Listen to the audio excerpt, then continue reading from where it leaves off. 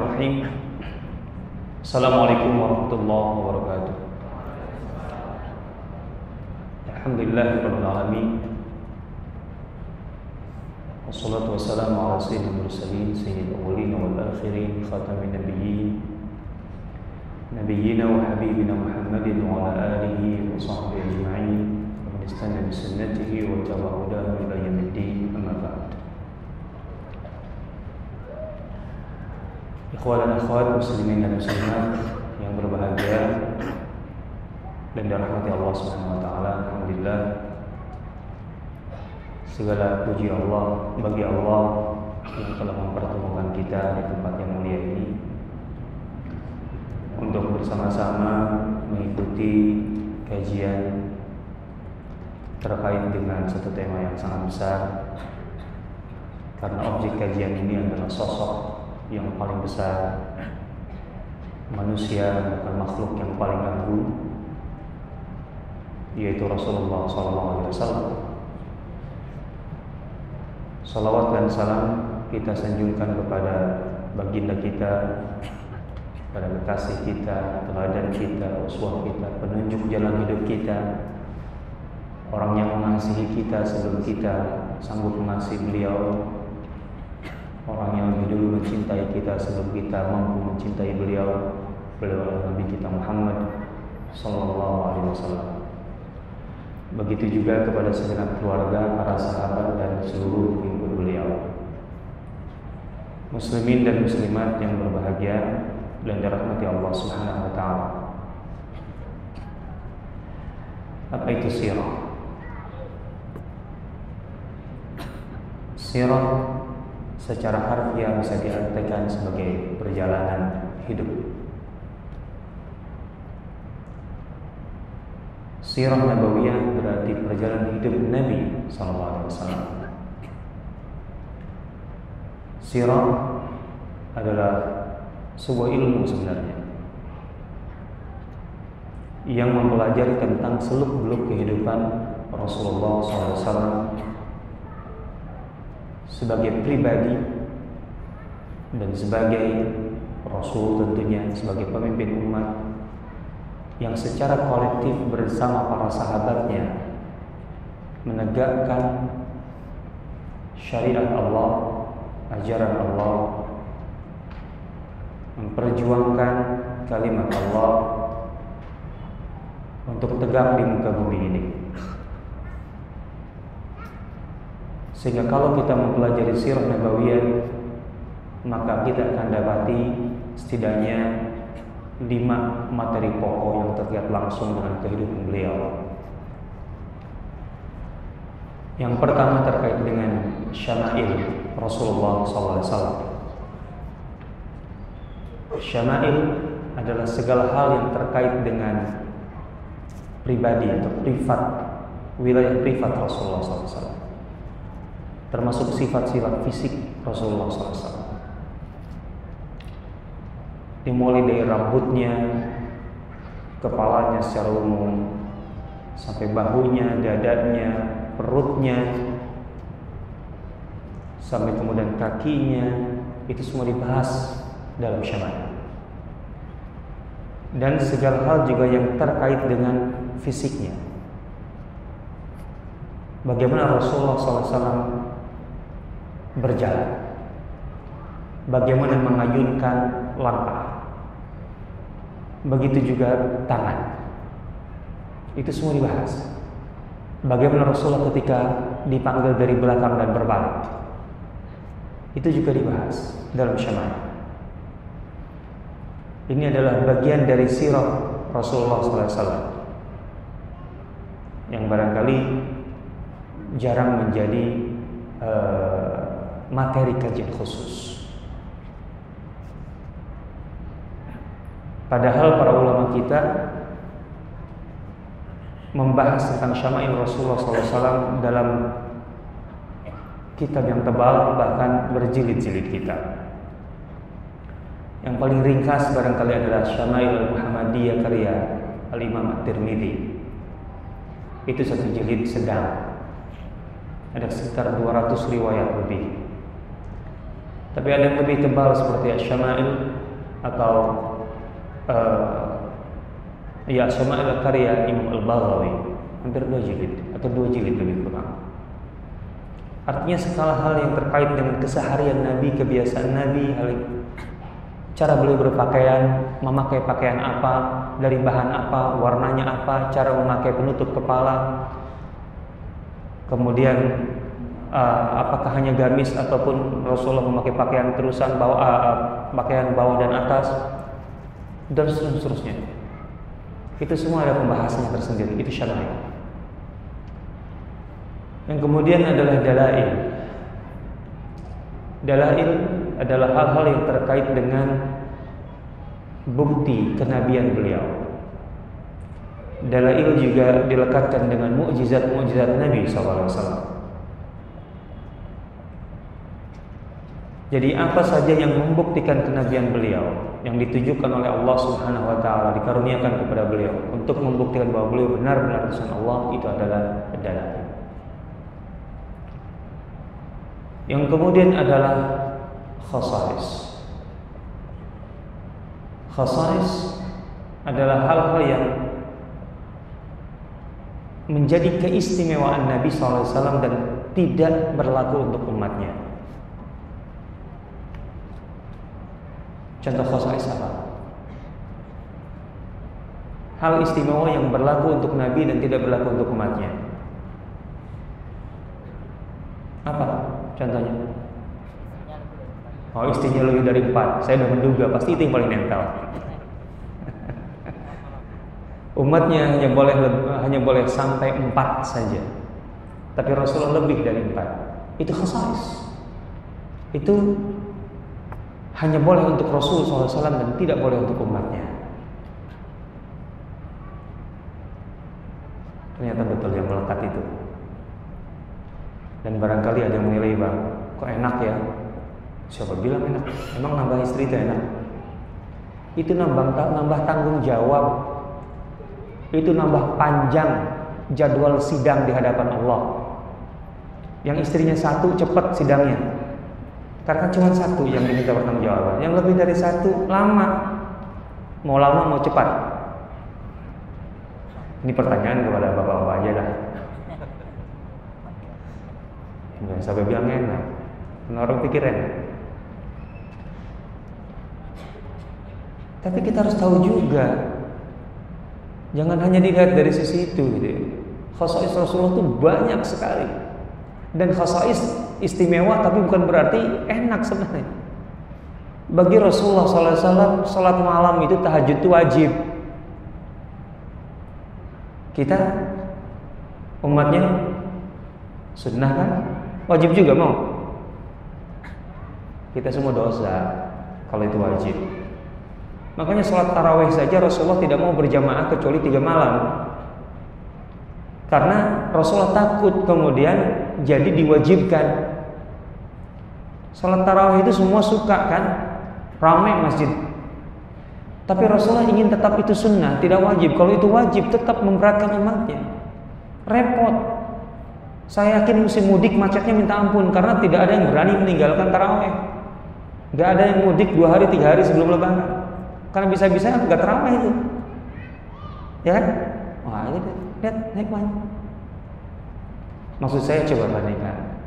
Mendengar kata khasa'is istimewa itu bukan berarti enak. Oke lah, Rasul punya istri banyak, tapi sholat tahajud wajib. Lah yang istrinya 1 aja sholat tahajudnya susah kan gitu. Kan di situ masalahnya. Tapi yang penting khasa'is itu banyak. Saya punya kitab yang bernama Al-Lafzul Mukarram fi khasa'is Rasul sallallahu alaihi wasallam. Itu 2 jilid. Intinya kalau mau dipelajari panjang. Syama'il panjang, dalail panjang, khasa'is panjang. Terus apa lagi? Maghazi. Apa itu maghazi? Simpelnya perang. Tapi sebenarnya maghazi tidak hanya berbicara tentang perang. Karena maghazi berasal dari kata malza.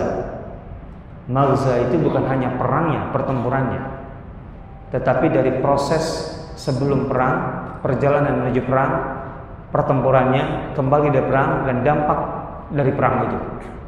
Panjang jadinya. Kita ngebayangnya bahwa maghazi itu peperangan. Dan bahkan sirah itu pada prakteknya, dalam wacana literaturnya, tulisannya, itu lebih banyak di perang-perangannya. Kalau kita mengambil buku sirah yang beredar sekarang ini, saya yakin kebanyakan porsi peperangannya lebih panjang daripada yang lain. Buku-buku sirah yang beredar, dan judulnya Sirah Nabawiyah, tetapi porsi peperangannya pasti lebih panjang, atau secara umum lebih panjang daripada yang lain. Ini perlu diperhatikan oleh semua, bahwa sebenarnya maghazi hanya bagian dari sirah, sebagaimana khasais, sebagaimana dalail, sebagaimana syama'il. Hanya bagian dari sirah. Sehingga kalau kita berbicara sirah, itu sebenarnya lebih luas dari sekedar peperangan. Tapi kenapa literatur sirah, buku-buku sirah lebih banyak mengangkat porsi itu?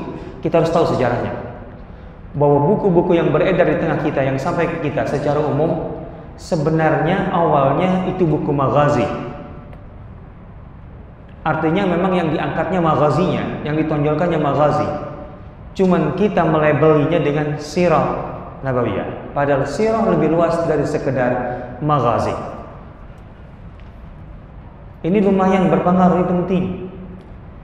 Karena bagi yang mempelajari sirah, beberapa halaman di depan dari contoh surah Rahikul Maktum itu berapa halaman kira-kira? Terjemahnya berapa? 600. Arabnya sekitar 450-an. Itu barangkali tidak seperempat gitu ya. Di depan taruhlah 200 kurang dari 200 halaman. Itu sudah masuk ke peperangan, dan itu mengambil bagian yang sangat besar sekali dari bagian buku tersebut. Sehingga kemudian ketika orang, saya ingin tahu sirah Rasulullah SAW, pas buka, lu kok perang melulu? Kesimpulannya begitu. Akhirnya sebenarnya gambaran tentang sirahnya tidak tertangkap secara utuh. Ini permasalahan. Tidak tertangkap secara utuh. Karena kalau kita ingin tahu sirah Rasulullah, berarti semua seluk-beluk kehidupan Rasulullah harus terangkat di situ. Sementara maghazinya hanya bagian sebenarnya di situ. Rasulullah mulai perang di tahun keberapa? Di tahun keberapa? Tahun kedua Hijriah. Artinya di usia keberapa dari kehidupan Rasulullah? Ini bukan matematika, pelajaran sirah kok gampang. Ayo, 55 tahun. Dari 63 tahun usia beliau. Jadi sebenarnya porsi perang itu berapa tahun dari kehidupan Rasulullah? Hanya 8 tahun saja. 8 tahun, tapi kemudian kita dapati itu mengambil porsi yang paling besar dari semua catatan tentang kehidupan Rasulullah. Kalau kita namakan itu sebagai sirah, itu tidak tepat. Kalau kita namakan sebagai maghazi, pas. Itu dia. Gitu ya. Sehingga maksudnya kalau kita kemudian, yuk kita kaji sirah. Kalau kemudian masuk ke bagian maghazi, dan di situ kemudian kita lama, berarti sirahnya nggak berapa banyak.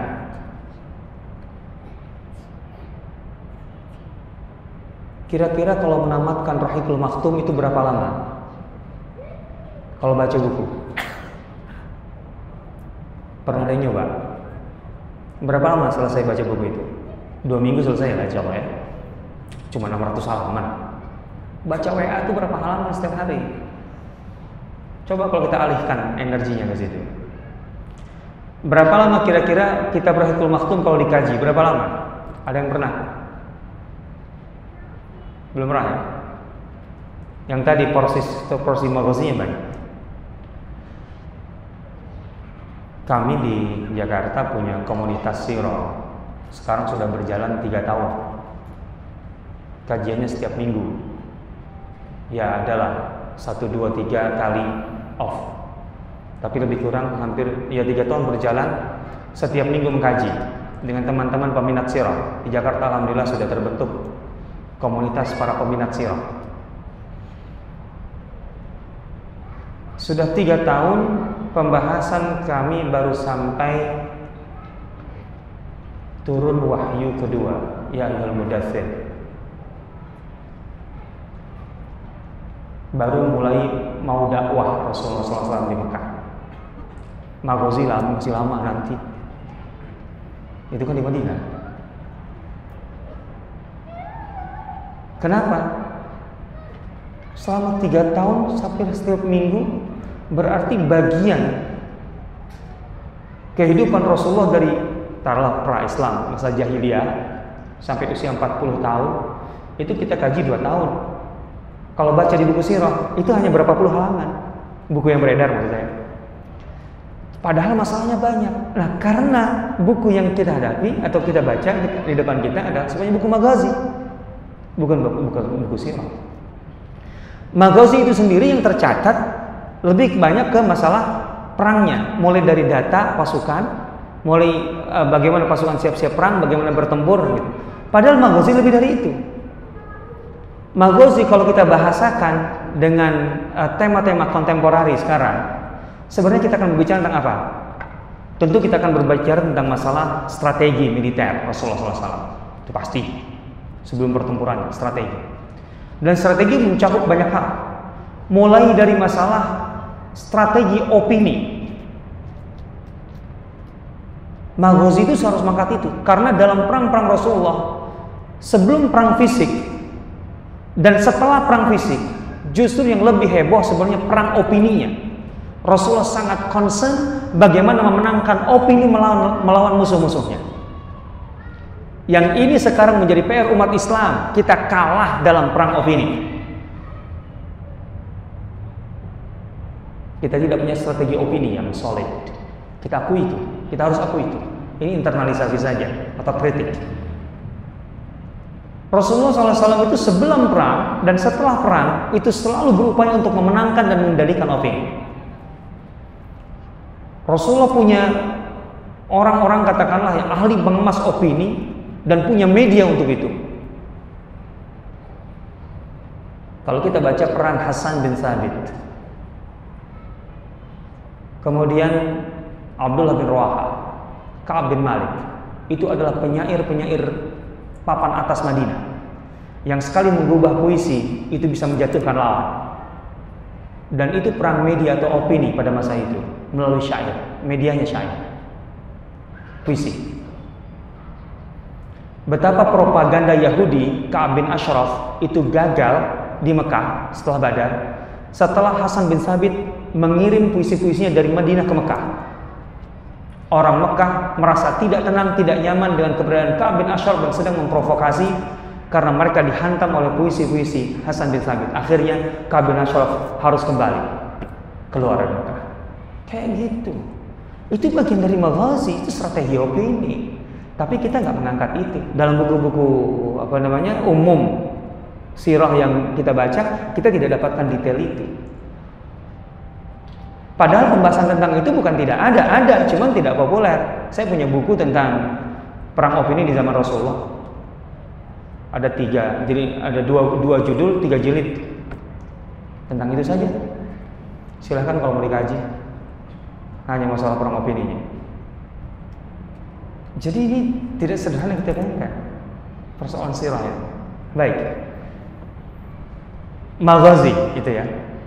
Karena ini karena paling populer maka saya agak angkat. Kemudian setelah itu apa? Nah, sebenarnya asyar atau sirahnya sendiri adalah awalnya menjadi salah satu bagian tadi, gitu ya. Tapi kemudian suka digabung al-Maghazi was-Siyar, sebagaimana kitab Ibnu Ishaq, gitu ya.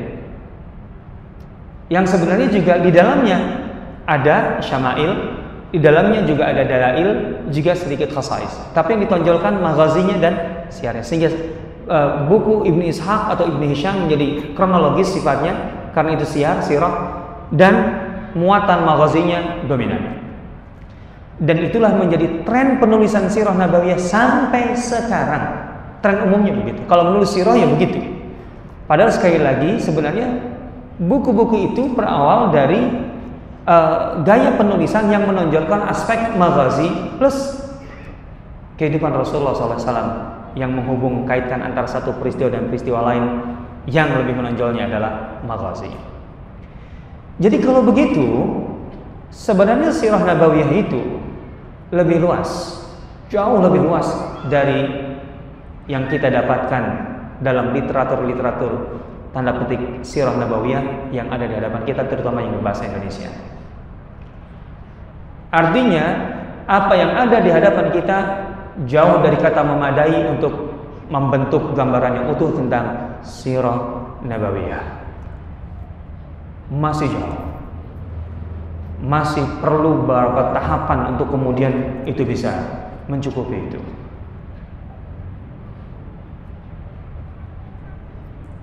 Nah, dengan demikian kita bisa mengukur semuanya. Seberapa penting kemudian sirah nabawiyah ini untuk kita? Teramat sangat penting. Teramat sangat penting sirah. Kalau saya menyederhanakan begini, saya meminta kepada setiap kaum muslimin di rumahnya ada mushaf Al-Quran. Saya yakin masing-masing punya mushaf Al-Quran kan? Iya, insya Allah punya ya. Nggak perlu saya pertanyakan satu persatu. Satu Al-Quran. Yang kedua setidaknya ada satu kitab induk hadis. Setidaknya. Entah mau Sahih Bukhari, entah mau Sahih Muslim, silahkan. Atau Sunan Abu Dawud atau Tirmidzi atau saja. Nggak mesti semuanya. Kecuali kalau peneliti, pengajar, ya iyalah perlu memiliki semuanya. Tapi kalau untuk harian atau terkait dengan akhlak, Riyadhus Shalihin dan seterusnya. Dan satu lagi yang harus ada di rumah setiap muslim, buku sirah nabawiyah harus ada. Itu untuk mengetahui pentingnya sirah nabawiyah. Kok bisa begitu? Dengarkan apa yang dikatakan oleh Ali Zainal Abidin, putra Husain bin Ali bin Abi Thalib, cicitnya Rasulullah SAW. Ali Zainal Abidin menggambarkan kondisi generasi tabi'in, bukan pribadinya, bukan hanya pribadi, pengalaman pribadi, tapi generasi tabi'in secara keseluruhan. Beliau mengatakan begini, kunna nu'allamu maghazi Rasulillah. Tadi maghazi adalah bagian dari sirah. Dan maghazi lebih luas dari sekedar kecamuk perangnya di arena pertempuran. Kami itu kan bukan satu orang, umum. Kami diajari oleh orang tua kami maghazi Rasulullah SAW, atau menjadi bahasa umumnya sirah, kama nu'allamu surata minal Qur'an, sebagaimana kami diajari surah Al-Quran. Jadi generasi tabi'in itu ketika dididik oleh orang tua mereka, generasi sahabat, yang kemudian kita tahu generasi tabi'in seperti apa, penerus estafet yang sangat luar biasa perjuangan Islam. Mereka lah yang membawa Islam ke seluruh penjuru dunia, ke Andalus dan seterusnya, timur ke perbatasan Cina. Kami generasi tabi'in ini diajari oleh orang tua kami, generasi sahabat, maghazi Rasulullah SAW, atau bahasa kita secara umum sirah Rasulullah SAW, sebagaimana kami diajari Al-Quran. Jadi pengajaran sirah itu berdampingan dengan pengajaran Al-Quran. Betapa pentingnya Al-Quran diajarkan dan juga betapa pentingnya sirah diajarkan. Itulah cara sahabat mengajar para tabi'in. Kalau kita ambil ini sebagai evaluasi, kita mengajarkan Al-Quran kepada anak-anak, insya Allah. Tapi seberapa kuat kita mengajarkan sirah nabawiyah kepada anak-anak kita? Pertanyaan besar. Saya rasa kalau saya tanya sebentar dan dihitung, saya menduga enggak sampai 10% yang mengajarkan sirah kepada anak.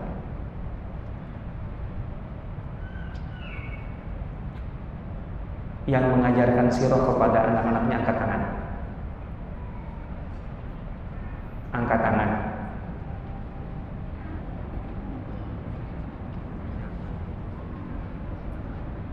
Bapak-bapak oke lah kalau dalam hal ini kan, anak-anak kan ibu-ibu biasanya ya. Ayo, angkat tangan. Masa nggak ada sama sekali? Kaget saya kalau nggak ada sama sekali. Ada 1 itu, 2. Oke. Masa 2? Berarti yang lain enggak? Kenapa? Ini cicitnya Rasulullah loh. Yang pasti tanpa diajari dengan detail pun juga lingkungan keluarganya akan menghubungkan dengan Rasulullah SAW. Lah kita kan cicit enggak, ini enggak kan. Tahu juga enggak. Emang kalau udah tahu Rasulullah? Tahu enggak nih? Jangan-jangan enggak tahu Rasulullah SAW. Saya boleh nanya, berapa cucu Rasulullah SAW? Berapa jumlah cucu Rasulullah SAW? 6. Opsi lain?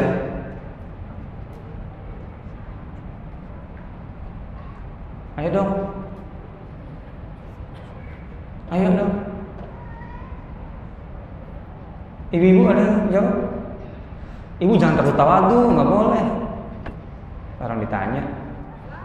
2? Ya, itu teriak 2, jelas. Nggak apa-apa, yang penting jelas dulu. Kalau masalah-salahnya bisa diluruskan.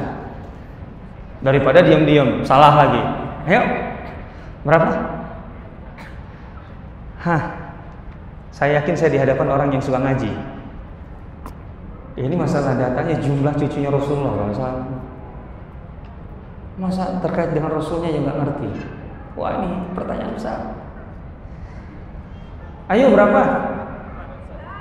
3? Kok nambah?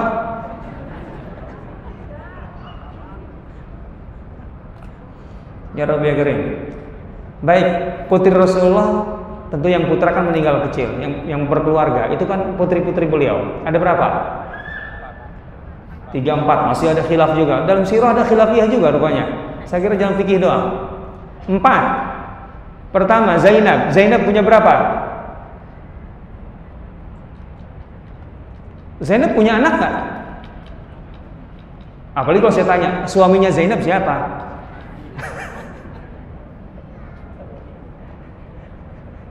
Zainab menikah dengan Abul As ibn Rabi. Ya, siapa Abul As ibn Rabi? Semakin sulit juga. Adalah keponakan Khadijah radhiyallahu anha. Adalah putra dari adik perempuan Khadijah radhiyallahu anha. Sepupuan mereka. Dari sini punya anak nggak? Hah? Nggak punya. Pernah mendengar Rasulullah SAW menggendong anak bayi ketika sholat? Pernah nggak? Menggendong bayi waktu sholat boleh nggak? Anak-anak waktu sholat? Boleh nggak hukumnya secara fikih? Boleh. Kenapa boleh? Karena Rasulullah pernah melakukan itu. Baik. Siapa yang digendong Rasulullah? Ya cucunya lah, masa sih? Hah? Siapa namanya? Atau siapa dia? Hasan Hussein? Nah, ini dia berarti nggak tahu sirah nih. Bukan Hasan Hussein. Umamah binti Abil As. Makanya Imam Syaukani rahimahullah suatu ketika dalam sholat maka sorban-sorbannya jatuh. Kemudian ketika berdiri diangkat lagi, ditaruh lagi. Itu protes tuh makmumnya. Wahai imam, kenapa engkau sorban jatuh sampai diangkat lagi? Gimana itu hukumnya? Kan kalau udah jatuh, jatuh aja lah, ngapain juga diangkat lagi? Apa kata Asy-Syaukani? Santai. Hamlu imamah akhafu min hamli umamah. Mengangkat imamah, sorban, itu lebih ringan daripada mengangkat umamah. Rasulullah jangan angkat umamah yang lebih berat, boleh. Masa angkat imamah nggak boleh? Itu putri Zainab Umar. Dan satu lagi, 2 Zainab itu punya anak. Baik, Ruqayyah punya anak. Menikah kepada siapa? Utsman bin Affan. Masa nggak kenal kalau ini? Kalau Abul As bin Rabi boleh aja nggak kenal. Punya anak nggak dari Utsman? Punya seorang anak, Abdullah, tapi meninggal ketika kecil. Gitu ya. 3. Ummu Kulsum menikah kepada Utsman juga setelah Ruqayyah meninggal. Punya anak? Enggak. Kemudian Fatimah menikah kepada, wah kalau ini ramai, Ali bin Abi Thalib. Punya anak? Punya. Siapa saja? Hasan Husain koma atau Hasan Husain titik? Berapa? 2, 4, 6. Terus ibu-ibu berapa?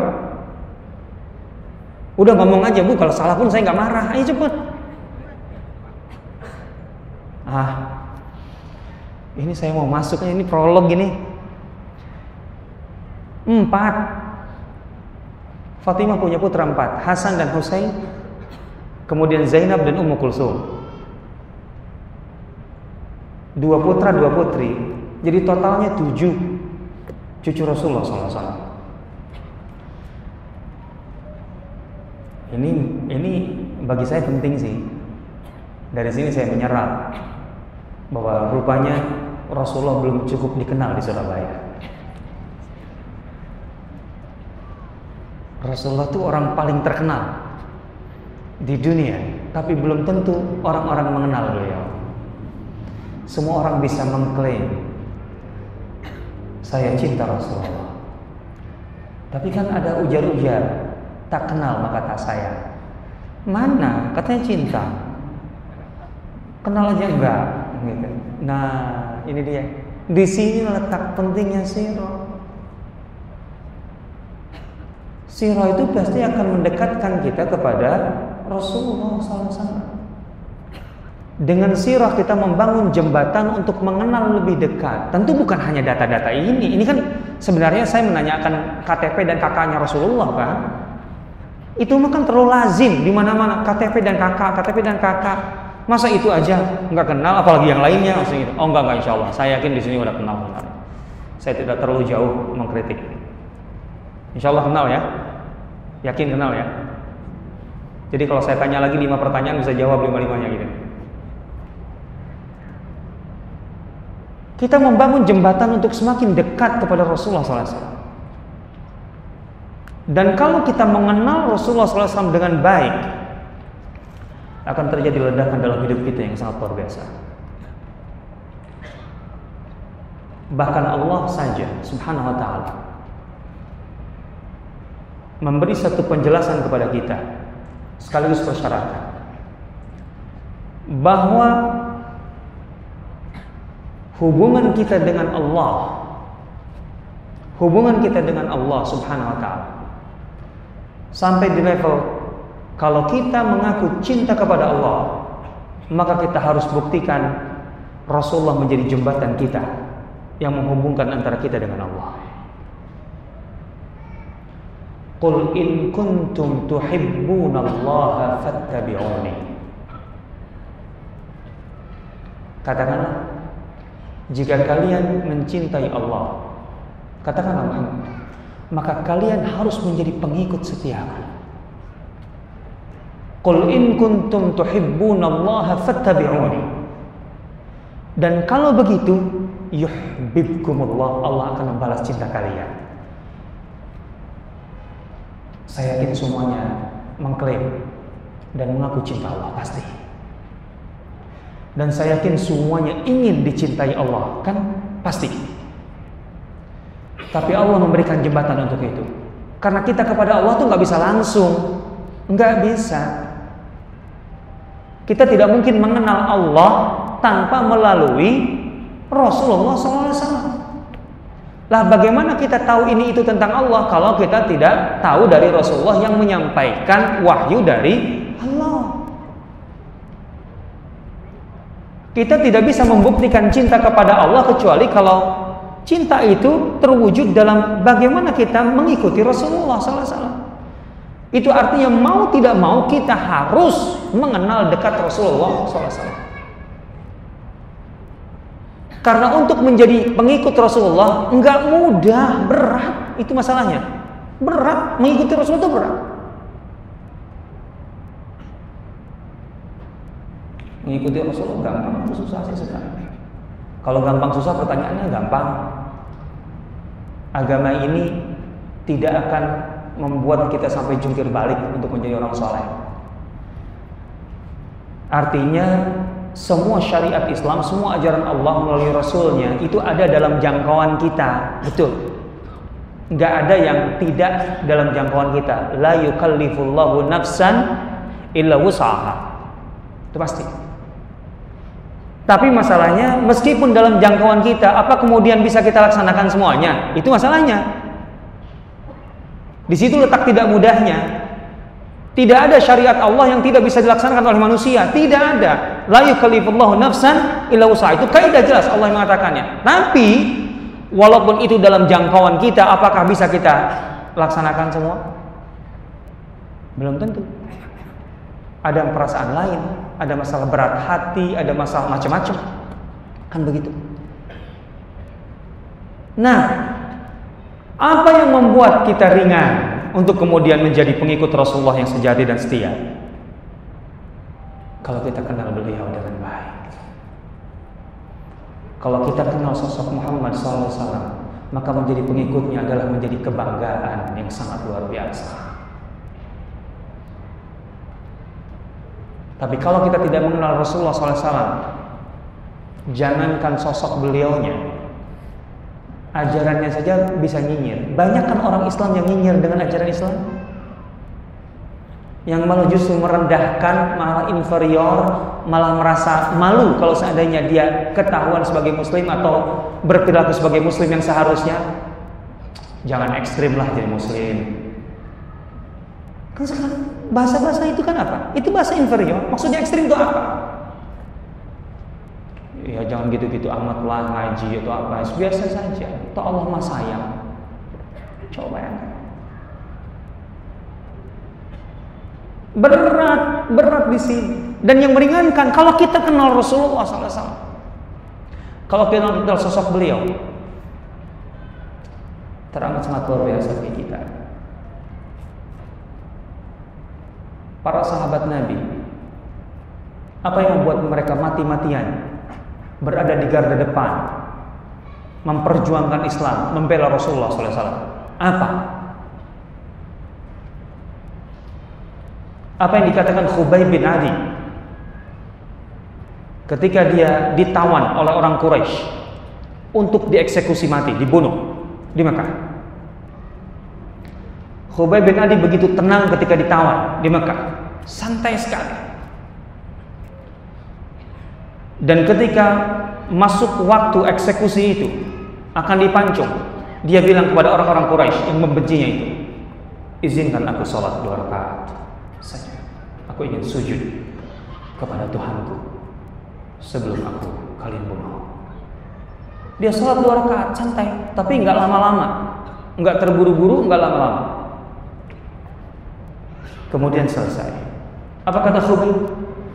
Kalau bukan kekhawatiranku kalian akan menilai aku takut menghadapi kematian ini, aku akan sholat lebih lama karena rinduku kepada Tuhanku.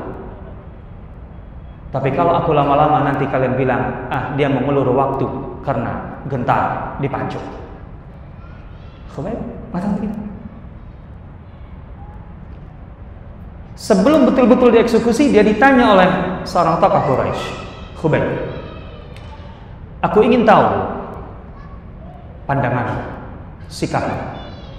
Bagaimana kalau seandainya saat ini di posisimu adalah Muhammad untuk menggantikanmu, dan engkau bebas dan kembali bersantai dengan keluargamu di Madinah? Bagaimana kalau itu terjadi? Apa sikapmu, apa perasaanmu, apa pandanganmu? Jadi Rasulullah dijadikan pengganti yang akan dieksekusi, Khubayb dibebaskan dan santai dengan keluarga di Madinah. Apa kata dia? Jangankan Rasulullah di sini.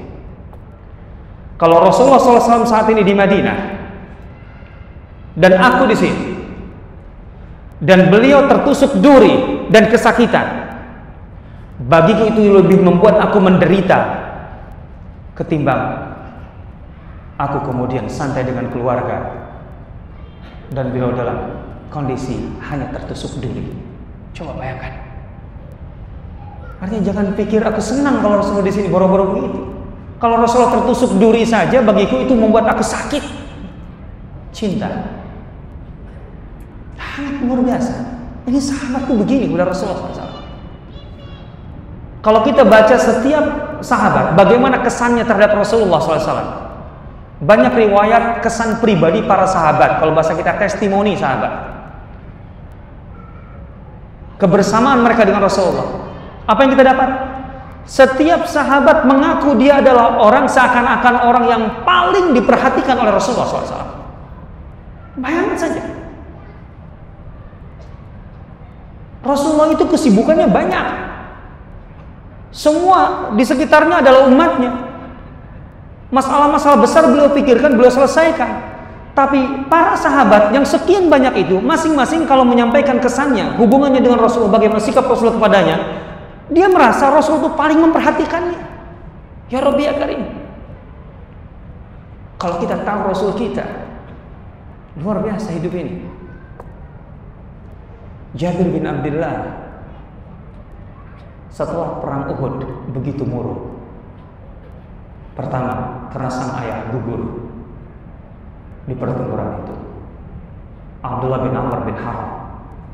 Yang kedua, karena sang ayah meninggalkan anak-anak putri, dia satu-satunya anak putra di keluarga itu.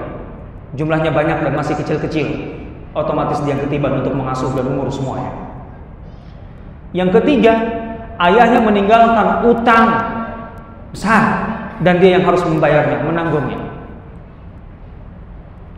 Wajahnya begitu murung ketika Rasulullah menjumpainya dan berkata, Jabir, apa yang membuatmu murung? Ya Rasulullah, engkau tahu ayahku. Kenapa? Apa yang kau sedihkan dengan ayahmu? Ini setelah perang Uhud. Ya engkau tahu ya Rasulullah, betapa aku cinta ayah, bla bla bla dan seterusnya. Apa kata Rasul? Jabir, engkau tidaklah layak sedih karena masalah ayah, karena ayahmu bahagia. Ini barusan saja Jibril menyampaikan kepadaku. Apa itu? Bahwa di surga sana, atau ayahmu tidak mati dalam arti mati, tapi ayahmu bersama para syuhada semuanya langsung di surga Allah Subhanahu wa taala. Dan ayahmu bersama para syuhada lain menikmati surga sampai kemudian Allah berkata kepada mereka, hamba-hambaku, apalagi yang kau inginkan? Maka ayahmu menjawab, ya Allah, apalagi yang kami inginkan? Semuanya sudah kami rasakan nikmat yang sangat luar biasa. Kata Allah, enggak, kalian harus meminta lagi padaku. Bingung itu. Maksudnya ayahnya Jabir itu bingung. Minta apa lagi di surga, coba ya kan? Udah bingung mintanya. Kalau sekarang banyak permintaan nggak dalam hidup? Banyak keinginan nggak? Nanti bingung mau ingin apa lagi gitu. Kalau di surga begitu. Kata Rasulullah, ayahmu sampai, tapi Allah memaksa. Engkau harus minta. Apa permintaan ayahmu? Ini cerita Rasulullah kepada Jabir. Ayahmu minta kepada Allah agar dikembalikan ke dunia, agar bisa berjihad lagi dan terbunuh lagi. Karena nikmat sekali hasilnya. Tapi kata Allah, nggak bisa kalau itu. Nggak bisa bukan berarti Allah nggak bisa, Allah nggak mau. Karena Allah sudah memutuskan setiap yang sudah mati tidak akan kembali ke dunia. Yang lain. Kalau begitu ya Allah, aku memohon kepadamu, sampaikan berita tentang kami di sini kepada mereka yang berada di sana, di Madinah sana, di bawah sana. Maka turunlah ayat, wala tahsabanna alladziina qutilu fi sabilillahi amwat bal ahya. Jangan pernah engkau ngira orang-orang yang terbunuh di jalan Allah itu mati dalam arti mati. Dah, mereka hidup. Mereka mendapatkan rezeki yang melimpah di sisi Allah. Jabir, kata Rasulullah, engkau tahu bagaimana Allah berbicara dengan ayahmu? Allah Subhanahu wa ta'ala tidak berbicara dengan makhluknya, melainkan akan tertutup dengan hijab. Tapi tidak dengan ayahmu. Allah berbicara kepada ayahmu kifahan, langsung berhadap-hadapan tanpa ada hijab. Ya Rabbi ya Karim, itu ayahmu di sisi Allah. Jabir kan dengan begitu. Apalagi yang kemudian disedihkan. Rasul tuh masuk sampai menyampaikan itu. Itu Rasul dengan para sahabatnya itu begitu. Mau cerita lagi? Masih dengan Jabir, nggak usah jangan yang lain. Ceritanya Jabir itu menikah. Rasulullah kemudian tanya, Jabir, tampaknya engkau sudah menikah? Iya ya Rasulullah. Kan tadi setelah Uhud itu, engkau nikah dengan gadis atau janda? Ya Allah, yang gini jadi tanyain oleh Rasulullah pada sahabatnya. Janda ya Rasulullah. Apa kata Rasul? Ala bikrun tula'ibu wa tula'ibu. Kenapa enggak gadis aja? Kalau gadis itu kan belum berpengalaman, sama-sama seperti kamu. Ya Allah ya Rabbi, hal kayak gini dibicarakan dengan sahabatnya. Ah ya Rasulullah, kan kau tahu ayahku meninggalkan anak-anak perempuan yang begitu banyak. Kalau aku menikahi gadis, ya aku nambah beban, nambah yang harus diurus kayak adik-adikku. Tapi kalau janda, dia sudah punya pengalaman, jadi aku bisa terbantu kan gitu. Aduh, nikahnya kayak gitu. Ayo yang jomblo-jomblo, ini sahabat lo ya. Ayo. Satu ketika kemudian dalam perjalanan bersama Rasulullah SAW, Jabir itu naik unta, untanya itu tercecer terus di belakang. Rasulullah menghampiri, coba bayangkan. Jadi Jabir itu tercecer. Rasulullah tuh nggak menyuruh orang untuk itu perhatikan Jabir, enggak. Sebagai pemimpin tertinggi, beliau menghampiri Jabir. Jabir, kenapa nggak tercecer? Ya Rasulullah, untaku sudah mau kurus, kecapean, sakit kelihatannya. Ayo turun, kata Rasulullah. Turun. Oleh Rasulullah ditusuk perutnya. Dia segar, untanya tegar. Tapi kan tetap aja kurus, nggak langsung gemuk, emangnya apaan? Cuman segar saja. Dan lemah jalannya, tapi bisa jalan, nggak sakit. Apa kata Rasulullah? Jabir, engkau jual aja untamu itu padaku. Ya Rasulullah, kalau engkau mau, nggak akan kujual, aku berikan padamu. Ya sahabat mana ada yang berpikir jual kalau Rasulullah, kan kalau Rasulullah mau gitu? Enggak, kata Rasulullah, aku ingin membelinya. Aku tidak ingin engkau memberinya. Kata Jabir, enggak ya Rasulullah, aku berikan saja padamu kalau engkau mau. Enggak, aku beli. Ketika memang Rasulullah tetap kekeh gitu, beli, apa kata Rasulullah? Idzan sumni. Kata Jabir, kalau begitu ya Rasulullah, kita tawar menawar. Oh, lain lagi nih, udah masuk levelnya, kita bisnis. Sumni, tawar. Ini masuk tawar. Rasulullah nawarin. Nawar dengan sekian dirham, murah banget.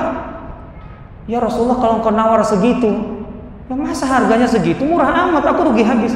Tadi kan kalau ngasih aja, tapi kalau ditawar kecil nggak mau. Ini cara bisnis, kita harus tahu. Kan kita temenan nih, harga teman kan. Harga teman maksudnya apa? Tawar menawar. Gitu. Artinya kalau bisnis aja, kan gitu. Temenan nanti urusan kedua. Bukan berarti nggak penting.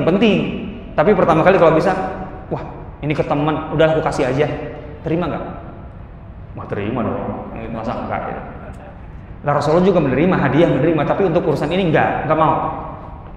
Nah maksudnya menarik ini, Jabir ketika ditawar murah, enggak mau. Enggak dong, ya naikkan. Nah, dinaikkan terus sampai di titik itu. Dia akan. Apa kata Rasulullah? Oke, ini sudah menjadi milikku. Tapi kan engkau masih butuh dalam perjalanan ini. Nanti kalau sudah kembali ke Madinah, serahkan pada aku. Kata Jabir, iya ya Rasulullah. Ini dalam perjalanan berangkat ya. Berangkat, selesai urusan, pulang bersama Rasulullah. Itu unta itu semakin sehat, semakin gemuk. Sampai di Madinah jauh lebih sehat, jauh lebih gemuk ketika ditawar oleh Rasulullah. Kan sebenarnya value-nya, nilainya naik kan? Lah iyalah.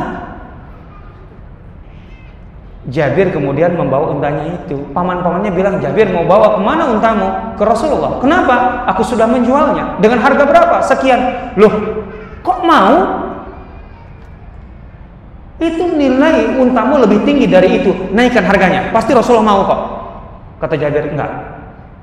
Kami sudah akan. Dan aku tidak mau membatalkan akad itu. Dan aku tidak mau menawarkan lagi pada Rasul harga yang lebih tinggi. Datang. Ketika datang, Masjid Nabawi tentunya ya, karena Rasulullah kan di sekitar Masjid Nabawi aktivitasnya. Jabir menemui Bilal, tidak menemui Rasulullah. Kenapa demikian? Ada yang tahu? Kenapa Bilal? Apa kebetulan saja adanya Bilal ya Bilal? Harus tahu sirah makanya. Rasulullah SAW dalam kehidupan rumah tangga itu ada banyak urusan dan ada banyak yang mengurus. Rasulullah punya banyak pelayan. Pelayan bukan berarti pelayan kayak kita, pelayan yang kita upah gitu, enggak. Banyak para sahabat yang mendedikasikan dirinya untuk menjadi pelayan Nabi SAW, dan masing-masing punya tugas. Anas bin Malik tugasnya ini, Abu Muwahibah ini, gitu ya.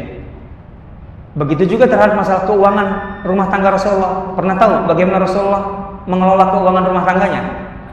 Baca sirah. Itu nggak dapat di Maghazi, itu di sirah dapatnya. Ingat ya. Nah, secara keseluruhan terkait dengan urusan keuangan rumah tangga Rasulullah SAW, yang menjadi kepala urusan keluarga atau rumah tangga Rasulullah adalah Bilal. Makanya diserahkannya ke Bilal, gitu ya. Kemudian Jabir segera bergegas tidak menemui Rasulullah SAW. Kalau sudah akad sudah selesai. Jabir sebagai sahabat tahulah terkait dengan karakter atau kepribadian Rasulullah SAW. Makanya sengaja nggak menemui, udah cukup dengan Bilal. Bilal kemudian menyampaikan kepada Rasulullah, ada apa Bilal? Itu unta Jabir. Terus Jabirnya mana? Pergi. Panggil Jabir. Dipanggil lagi. Apa kata Rasulullah? Jabir, aku sudah terima untamu. Sudah ku terima untamu. Dan wahai Jabir, aku ingin melakukan sesuatu. Aku hadiahkan untaku itu kepadamu. Jadi Rasulullah membeli untuk ngasih uang Jabir. Unta itu satu-satunya milik Jabir setelah di tangan Rasul dan milik Rasul. Kata Rasul, ini kan sudah menjadi milikku. Aku hadiahkan sekarang kepadamu. Ya Rabbi ya Karim. Ini dengan Jabir, ini bukan dengan Abu Bakar, dengan Umar, dengan Utsman, Ali. Coba bayangkan. Ini dia Rasulullah dengan sahabatnya begini. Kalau kita tahu Rasulullah SAW akan seperti apa pandangan kita kepada beliau. Luar biasa. Luar biasa. Rasulullah SAW itu dengan orang-orang terdekatnya seperti itu. Bahkan orang-orang biasa. Satu ketika ada seorang anak perempuan jariyah dalam riwayatnya, tiba-tiba masuk ke pertemuan atau perkumpulan para sahabat bersama Rasulullah, membuka jalan sendiri. Ingin apa? Langsung menjumpai Rasulullah SAW. Anak perempuan kecil Madinah. Coba bayangkan kalau anak perempuan kecil itu ada presiden dan langsung nyelonong, gimana ya sekarang? Ramai lagi. Ngapain? Mending kalau sekedar menemui, duduk di situ depan Rasulullah. Enggak. Ditariknya tangan Rasulullah SAW. Ya Rasulullah, aku ingin engkau menemaniku bermain sekarang. Nabi, Rasul, pemimpin umat, panglima militer, dan di tengah forum para sahabat ditarik ke sana. Ya Rasulullah, aku ingin engkau menemaniku sekarang. Dia ajak keliling, dia ingin ditemani bermain keliling Madinah. Sampai di satu titik anak itu sudah kelihatan selesai dan sudah bahagia. Rasulullah, sudah selesai, faragti, mau kamu? Kata dia, sudah ya Rasulullah. Kalau gitu aku kembali. Iya ya Rasulullah. Rasulullah kembali. Anak kecil. Bagaimana kalau ada anak kecil sekarang narik tangan saya? Saya senang cepat pulang. Ya Rabbi ya Karim, ya Karim, ya Karim, ya Rahman ya Rahim. Itu Rasul kita tuh begitu. Satu ketika Anas bin Malik datang terengah-engah, ya Rasulullah, aku apalah laporan sesuatu. Genting ya Rasulullah. Anas bin Malik usianya baru 10-11 tahun. Bilang ada masalah genting. Gentingnya anak apa sih? Apa? Ya Rasulullah, kasihanilah adekku. Kenapa adekmu? Abu Umair. Kenapa Abu Umair? Burung kesayangannya mati ya Rasulullah. Nah, anak belasan tahun ya itu genting. Apa kata Rasul? Di mana dia? Di sana ya Rasulullah. Bayangkan Rasul itu langsung bergegas Rasulullah masuk ke perasaan Anas sang kakak yang sedih melihat adiknya sedih. Di mana Abu Umair di sana? Lagi ngapain? Kalau bahasa kita dia lagi tunduk gitu kan. Dia baru menguburkan burungnya itu, burung kesayangan itu baru dikubur. Ya sambil mungkin ngorek-ngorek atau apa, sedih sekali. Itu Rasulullah tiba. Rasulullah mengusap kepalanya dan kemudian berkata, "Ya Abu Umair, madza fa'ala Nughair?" Abu Umair, kenapa burungmu? Apa yang terjadi dengannya? Ya Rabbi, ini bahasa manusia terhebat di dunia kepada anak kecil tuh. Masuk ke dunia anak-anak. Madza fa'ala Nughair? Kalau tahu tata bahasa Arab, ya Abu Umair madza fa'ala Nughair, tasghir itu untuk menunjukkan rasa kedalaman atau perasaan yang paling dalam dan sayang kepada anak, ekspresi simpati yang luar biasa. Maka Abu Umair itu tidak menjawab pertanyaan itu, burungku begini, enggak. Yang jawaban Abu Umair adalah ekspresi perasaan yang merasa diperhatikan oleh Rasul, anak kecil. Dia kemudian melirik Rasulullah dan berkata, "Ma ahsana azaka ya Rasulullah, ya Rasulullah, betapa engkau begitu simpati kepadaku." Anak kecil. Ya Rabbi ya Karim, ini Rasul kita tuh begitu. Andai saja kita kenal Rasul kita, barangkali kita akan menjadi orang paling bahagia. Ini orang-orang yang di sekitar beliau. Jangankan orang yang di sekitar beliau, orang yang jauh dari beliau saja. Ada seorang yang bernama Zuhair. Zuhair ini bukan orang Madinah. Dia tinggalnya di luar kota Madinah. Dia orang nomaden. Dia orang Badawi. Di Badiah tinggalnya. Di perkampungan di luar kota Madinah. Orang Badiah itu sesekali ke kota. Untuk apa?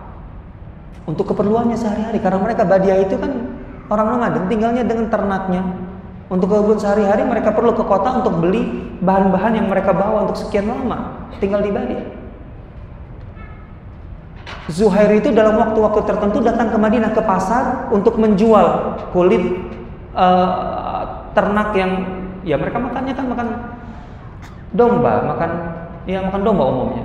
Kulitnya itu kemudian dijual di Madinah, kemudian dia beli keperluannya untuk dibawa. Dan Zuhair jarang ke Madinah, jarang bertemu dengan Rasulullah SAW. Tapi Zuhair selalu menunjukkan bahwa dirinya sangat mencintai Rasulullah. Kalau kemudian dia selalu membawa hadiah, tentu bukan hadiah yang istimewa dalam arti mahal. Dia orang pedalaman, hadiah yang tidak seberapa. Tapi inilah yang bisa dilakukan oleh Zuhair sebagai bentuk ekspresi cintanya kepada Rasulullah. Dia berikan hadiah. Dan apa kata Anas yang meriwayatkan ini? Rasul membalasnya. Rasul membalas ekspresi kasih sayang dan cinta seorang Zuhair kepada beliau. Zuhair itu kalau mau pulang, itu siapa sih? Orang biasa. Itu sampai untanya itu dipersiapkan oleh Rasulullah SAW dan membekalinya untuk pulang. Dibalas seperti itu. Ya Allah, orang yang jarang-jarang ketemu diperlakukan seperti ini. Dan siapa dia? Itulah Rasulullah membalas itu. Satu ketika Zuhair ini orangnya ya suka jenaka lah, suka humor. Maka Rasul juga suka senang, dalam arti suka tertawa gitu kalau ada Zuhair itu. Satu ketika Zuhair sedang berjualan di pasar. Biasa jual nawarkan. Kan kalau bahasa kita murah, ayo dipilih kan gitulah. Itu bahasa kita lah. Bahasa orang masa itu nggak tahu Allah seperti apa. Tapi ini lagi nawarin barang. Kan Rasulullah juga biasa ke pasar kan, mengecek pasar. Tentu para sahabat tahu, tapi Rasulullah mengendap-endap dari belakang Zuhair dan tentu memberi isyarat kepada sahabat agar biasa saja, jangan bereaksi. Apa yang dilakukan Rasul? Tiba-tiba Rasulullah mendekap Zuhair dari belakang, mendekap dan memegang kepalanya, sehingga Zuhair berontak. Arsilni, lepaskan aku. Siapa ini? Kan begitu. Kan kaget lah, shock. Orang didekap dari belakang keras-keras dan matanya juga tidak bisa melirik, kepalanya nggak bisa melirik. Arsilni, siapa ini? Lepaskan aku. Rasulullah mengendurkan pegangan di kepala Zuhair sehingga Zuhair bisa melirik. Ketika dilirik ternyata Rasulullah SAW, apa yang dilakukan Zuhair? Justru Zuhair mundur dalam arti menempelkan punggungnya ke dada Rasulullah semakin erat, semakin rekat. Tidak mau dilepas. Kan begitu. Rasulullah ketika Zuhair melakukan seperti itu, nah karena suka jenaka, suka canda, Rasulullah mencandai Zuhair. Apa kata Rasulullah? Man yashtaril abda. Ini candanya Rasulullah. Ayo siapa yang mau beli budak ini? Kan bukan budaknya. Bukan budaknya. Dan Rasulullah waktu kita harus tahu, Rasulullah bercanda dan canda Rasulullah tidak pernah berbohong. Rasulullah tidak mengatakan man yashtari abdi hadza. Siapa yang membeli budakku? Itu kan klaim, berarti ini budaknya. Tapi Rasulullah mengatakan man yashtaril abda. Siapa yang mau membeli budak ini? Dalam bahasa Arab, abd bisa diartikan budak, bisa diartikan hamba. Dan tentu semua manusia adalah hamba Allah. Kan nggak salah kan? Siapa yang mau membeli budak ini? Budak siapa? Budak Allah, hamba Allah. Wah, karena itu gaya kalau orang-orang Arab mau menjual budaknya, yang berontak dipegangin, ayo beli budakku ini. Nah, gitu. Apa kata Zuhair? Rasulullah canda kan? Dibalas, ya Rasulullah, kalau engkau menjualku, engkau yang rugi. Kenapa? Nah ini dia, ini bukan untuk menyatakan aib, kita harus tahu. Zuhair itu rupanya buruk. Orangnya jelek Zuhair itu. Artinya kan mending kalau ganteng, kelihatan gagah, kuat, itu mah kan budak ada manfaatnya. Kalau ini, nah Zuhair itu merasa, ya Rasulullah, yang kau rugi lah. Aku orang sejelek ini masa dijual, kan gitu. Pasti murah harganya, kan gitu. Zuhair itu ingin membalas candanya Rasulullah SAW. Tapi kan candanya Zuhair mengandung satu pengertian bahwa aku ini terlalu jelek untuk kau jual. Engkau pasti rugi, enggak usah dijual aja. Kan ada makna benarnya kan di situ. Apa kata Rasul? Nih, Rasul berhenti dari canda itu dan berkata apa? Zuhair, mungkin di mata manusia engkau jelek, engkau murah. Walakinnaka indallahi ghali. Tapi di sisi Allah engkau terlalu mahal. Ini bahasa Rasulullah kepada Zuhair. Dan siapa Zuhair? Orang yang tidak sebulan sekali berjumpa dengan beliau, orang yang tidak tinggal di Madinah. Kalau kita mengenal beliau dengan begini, andai saja ada satu kesempatan kita berjumpa dengan Rasulullah dan kita diperlakukan oleh beliau, entah seperti apa perasaan kita kepada beliau. Qul in kuntum tuhibbunallaha fattabi'uni. Jadilah pengikutku. Dan menjadi pengikut Rasulullah tidak mudah, berat, kecuali kalau kita mengenal beliau. Kalau kita mengenal beliau dan kita jatuh hati dan jatuh cinta kepada beliau, maka seberat apapun pengorbanan kita, usaha kita untuk menjadi pengikut beliau akan terasa ringan. Membaca sirah insya Allah akan mendekatkan kepada sosok beliau. Ini efektif.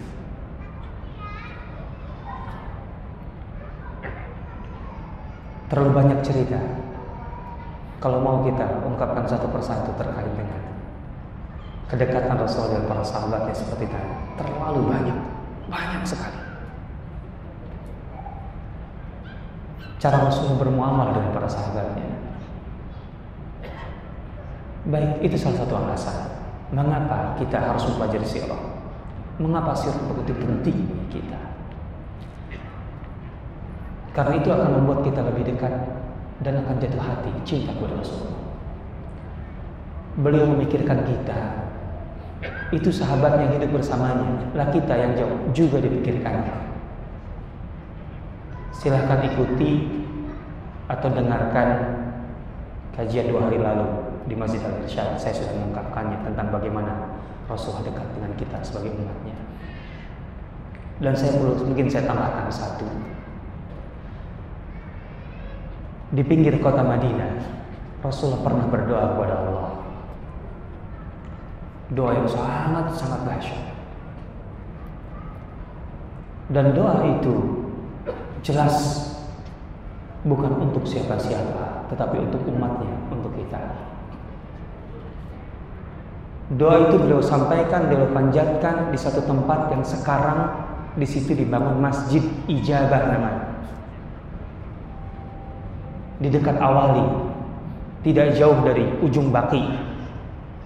Kalau kita keluar dari Masjid Nabawi, kemudian menelusuri Jalan Malik Abdul Aziz sampai ke ujung Baqi, ambil ke kanan ke kiri, maka di situ ada masjid kecil namanya Masjid Ijabah. Disitulah Rasulullah pernah berdoa. Doanya apa? Rasulullah memohon kepada Allah agar umat ini, maksudnya umatnya, tidak dihancurkan oleh Allah karena dosa mereka, sekaligus seperti umat-umat terdahulu. Artinya itu tidak akan terjadi pada umat Rasulullah karena Rasulullah minta kepada Allah agar tidak diazab. Contohnya kalau orang Indonesia bermasalah, kaum musliminnya, Rasulullah sudah mohon kepada Allah agar tidak semua orang Indonesia langsung diazab sekaligus sebagaimana kaum Nabi Nuh, Nabi Lut dan lain sebagainya. Dan Allah mengabulkan. Rasulullah juga memohon kepada Allah agar umatnya tidak dihancurkan karena krisis berkepanjangan di sini. Sehingga sepanjang-panjangnya barangkali kita masih bisa bernafas umat ini, karena Rasulullah pernah memohon kepada dan Allah mengabulkannya. Coba kalau terjadi krisis seperti di masa Nabi Yusuf 7 tahun berturut-turut, apa yang terjadi? Apa yang terjadi kalau yang tahun 98 itu, Krismon itu 7 tahun berturut-turut, sanggupkah kita berdiri? Hancur semua. Yang ketiga, Rasulullah memohon kepada Allah Subhanahu wa taala agar umatnya tidak dihancurkan atau tidak binasa oleh kekuatan musuhnya. Kenapa ini? Berarti umat ini bisa kacau karena ulah antar sama mereka. Bukankah itu jelek? Jelek, tetapi tidak lebih jelek daripada kalau kalah oleh musuhnya.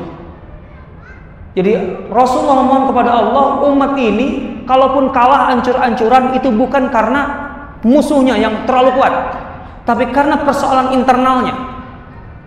Tentu ini pilihan yang sulit, tetapi ini yang lebih ringan.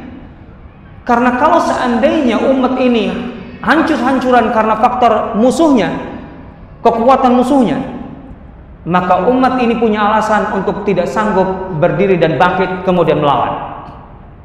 Karena permasalahan umat ini di luar jangkauannya. Tetapi kalau permasalahan umat ini pada dasarnya adalah permasalahan antar umat internalnya, berarti ada dalam jangkauan kita, masih bisa kita kendalikan. Betapa kuatnya musuh itu tidak akan berarti selama kita kemudian solid dan kuat. Ini permasalahan umat. Umat ini tidak lemah karena faktor lawan yang lebih hebat, tetapi di dalam internal kita di bawah standar, kita punya permasalahan yang membuat kita lebih lemah dari batas ideal, di ambang ideal kita sebagai umat. Artinya itu masih penting, kita bisa menjangkau. Kita tidak punya alasan untuk musuh terlalu kuat. Enggak, masalahnya adalah sesama kita, ayo. Bukankah ini permasalahan kita sampai sekarang? Yakinlah, lawan itu enggak akan. Dan sejarah Islam itu membuktikan hampir tidak pernah dalam pertarungan kaum muslimin dengan musuhnya itu di posisi dari segi persenjataan, persiapan, personil dan semuanya lebih kuat dari musuhnya. Enggak pernah. Mu'tah 3.000 kaum muslimin melawan 200.000 pasukan Herakles dan gabungan. Bayangkan. Di Spanyol ketika Tariq bin Ziyad masuk membawa 12.000 pasukan melawan 100.000 pasukan Gotik dipimpin oleh Roderick, Raja Spanyol pada waktu itu. Mau di mana lagi? Kita buktikan di semua tempat. Artinya jangan pernah kita berpikir bahwa dengan data-data di atas kertas musuh lebih kuat, kita kemudian enggak. Kita cukup untuk memenangkan itu. Asal di dalam kita solid. Yang membuat kita masuk angin, sedikit-sedikit masuk angin, musuh nggak kuat-kuat amat pun kita goyah, itu karena di internal kita permasalahannya. Itu doa Rasul dan Allah kabulkan. Itu yang sedang dipikirin Rasulullah siapa? Emang para sahabat hidup dengan beliau? Bukan, kita. Ini kita yang dipikirkan beliau itu. Ya Rabbi, ini 3 permohonan ini luar biasa, teramat sangat luar biasa. Dan terakhir Rasul meminta pangkal masalahnya. Rasul meminta kepada Allah agar umat ini tidak pecah, tapi Allah tidak kabulkan. Allah sudah memutuskan sejak azali umat ini pecah. Dan ini harus menjadi amal kita, bagaimana kita merekatkan perpecahan ini untuk tidak menjadi potensi melemahkan kita. Artinya pecah-pecah, tapi kita tidak boleh lemah dengan perpecahan ini. Itu adalah tanggung jawab kita di hadapan Allah Subhanahu wa taala. Dan umat ini dari waktu ke waktu 1400 tahun berkali-kali membuktikan bahwa itu bisa. Jangan berpikir itu tidak mungkin, karena kita punya sejarah, dan sejarah kita gemilang membuktikan mereka bisa. 800 tahun umat Islam menjadi pemimpin dunia dengan pasang surut peradaban Islam. Tapi kita harus tahu selama 800 tahun tidak ada kekuatan manapun di luar Islam yang sanggup menandingi Islam selama 800 tahun. Meskipun pernah terpuruk atau turun, decline, tetapi keterpurukan umat Islam tidak disusul dengan keunggulan umat yang lain. Selama 800 tahun kita unggul. Kalau kita baca sejarahnya membanggakan sekali. Akhir tahun lalu saya rihlah ke Spanyol melalui Maroko, nyebrang selat Gibraltar 2 minggu. Saya gali sejarah setiap kota, luar biasa, luar biasa. Umat Islam pernah 800 tahun atau sekitar hampir 800 tahun di Spanyol. Dan apa yang telah ditorehkan umat Islam walaupun sekarang sudah tidak ada bekasnya kecuali ya beberapa ongkok bangunan, tapi terlalu besar, terlalu besar. Itu bukan pembahasan kita tentunya. Jadi di sini kita harus tahu itu. Kita harus tahu itu. Berikutnya, saya punya waktu sampai jam 11 ya. Betul, berarti 1/4 jam lagi. Berikutnya adalah bahwa sirah Rasulullah SAW atau praktek kehidupan Rasulullah SAW merupakan gambaran yang paling objektif bagaimana Al-Quran dan Sunnah itu diterapkan. Kita punya Al-Quran, kita punya hadis. Kita kaji Al-Quran, kita kaji hadis, kita kaji Sunnah Rasulullah SAW. Tapi yang kita kaji adalah teks. Kita bisa secara ilmiah, secara akademik menggali pelajaran, mengambil kesimpulan dari pelajaran-pelajaran itu. Tetapi satu hal yang harus kita sadari bersama, seberapa kuat pun kita dekat dengan teks-teks Al-Quran ataupun Sunnah, kita masih kekurangan satu. Bagaimana teks-teks ini pernah menjelma dalam praktek kehidupan yang nyata. Dan itu sangat kita butuhkan. Kita tidak cukup dengan memahami dalam teks Al-Quran begini berarti begini. Oke, itu kesimpulan zihni.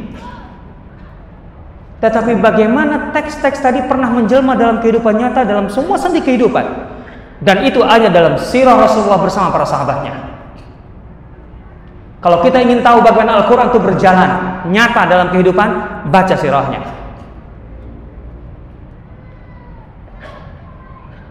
Ini yang menjadi kegagalan Khawarij. Ibnu Hazm menganalisa dengan sangat baik mengapa muncul fenomena Khawarij. Khawarij itu Muslim, tadinya dari basis pengikut Ali bin Abi Thalib, kurang apa pemimpinnya Ali bin Abi Thalib, tiba-tiba menyempalnya bagaimana?